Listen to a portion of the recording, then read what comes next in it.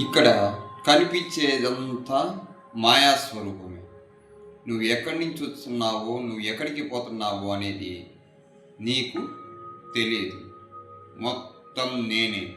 సర్వం సృష్టిలో ఉన్న జీవ ప్రాణకోటికి అన్న ఆహారం సమకూర్చేది నేనే.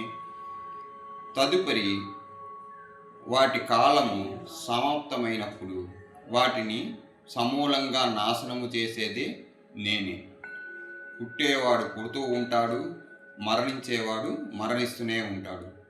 ఇందులో నీవు చేసేదేమీ లేదు.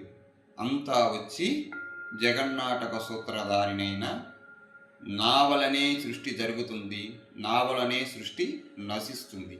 ఇందులో నువ్వు చేసేదేమీ లేదు. నీ కర్తవ్యాన్ని నువ్వు పాటించటమే నువ్వు చేసే పని.